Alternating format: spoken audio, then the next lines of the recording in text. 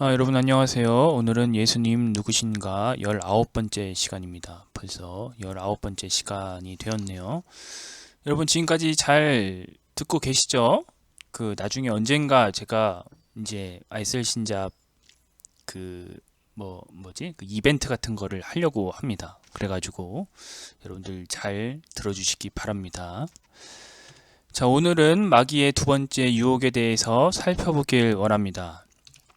먹을 것으로 예수님을 유혹하려고 했지만 실패한 마귀는 두 번째 유혹을 하기 시작합니다. 그것은 이 권력에 대한 유혹입니다.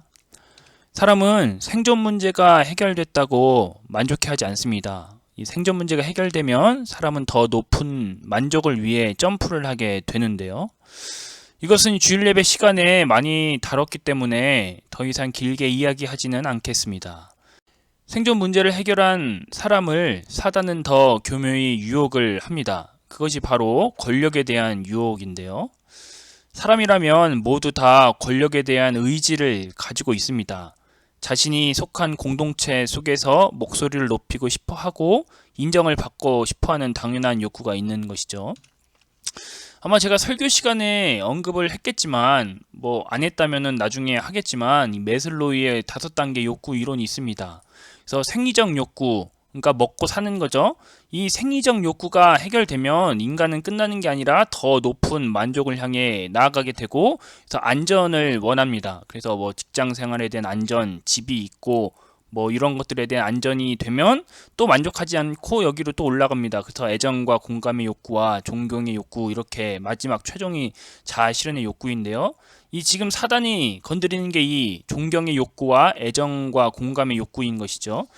그러니까 먹고 사는 문제가 해결된다고 해서 끝나는 것이 아니라 분명히 먹고 사는 문제와 안전의 욕구가 해결되면 반드시 내가 속한 집단에서 애정을 받고 싶어하고 존경을 받고 싶어하는 욕구가 분명히 나타나게 되는 것이고, 그래서 이것은 더 이제 교묘한 유혹이다라는 이야기인 것입니다. 여러분들 이를테면 이겁니다. 길거리를 걷다가 어떤 사람이 불쑥 말을 건넵니다. 내가 100만 원을 줄 테니까 오늘 예배 드리지 말라라고 말합니다. 이것은 떡의 문제라고 볼 수 있습니다. 그런데 또 길을 가다가 회사 사장님을 만났습니다. 그 사장님이 이렇게 말하는 겁니다.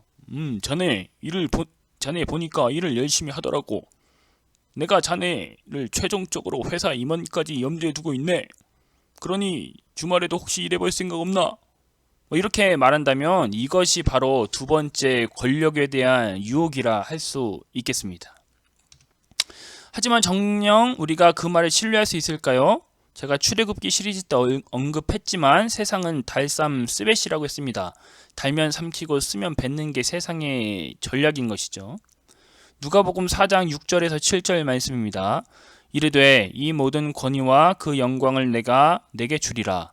이것은 내게 넘겨준 것이므로 내가 원하는 자에게 주노라.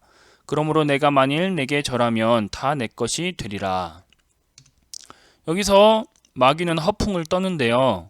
모든 권위와 영광이 자신의 것인 것처럼 말하는 것입니다.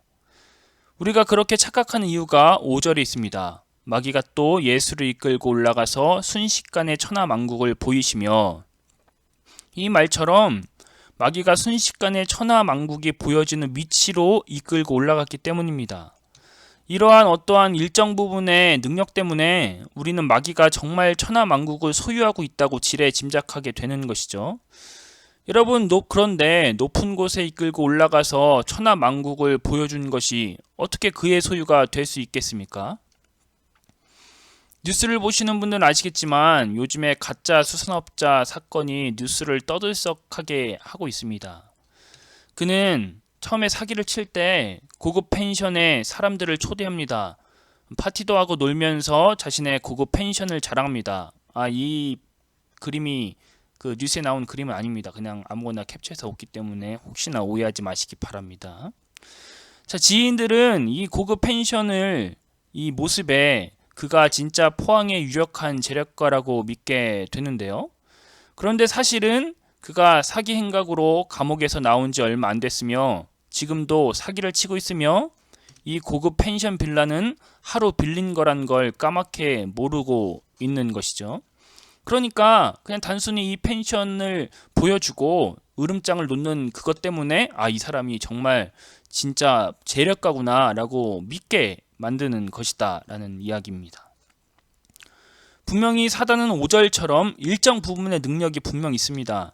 순식간에 천하만국을 보여줄 수 있는 위치로 우리를 데려다 줄 수 있는 것이죠. 여러분, 그런데 천하만국을 보여준다고 모든 권위와 영광이 사단의 것일까요? 우리는 지금 뉴스를 떠들썩하게 만드는 가짜 수산업자 이야기를 생각해 봐야 합니다. 이처럼 마귀는 허풍쟁이며 노련한 사기꾼이다 라는 이야기인 것입니다. 마지막으로 살펴볼 건 이겁니다. 그렇다면 우리는 누구에게 이끌리고 있느냐입니다. 누가복음 4장 1절입니다. 예수께서 성령의 충만함을 입어 요단강에서 돌아오사 광야에서 40일 동안 성령에게 이끌리시며, 오늘 본문 5절입니다. 마귀가 또 예수를 이끌고 올라가서 순식간에 천하만국을 보이며. 여러분, 이 말씀처럼 성령님께서는 예수님을 광야로 이끄셨지만 마귀는 예수님을 높은 곳으로 이끕니다. 결국 성령께 이끌리는 인생과 사단에게 이끌리는 인생의 차이점이 무엇인가요? 삶의 방향입니다. 여러분들의 삶이 성령께 이끌리는지 사단에게 이끌리는지 잘 모르겠다면 여러분들이 추구하는 방향을 보면 됩니다.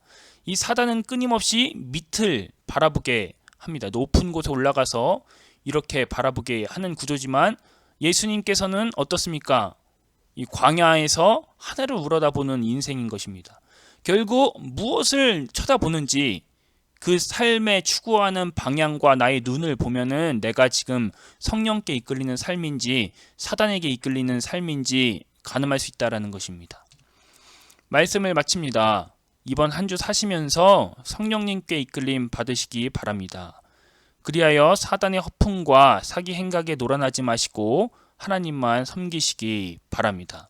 그러면 또 다음 주에 찾아뵙겠습니다.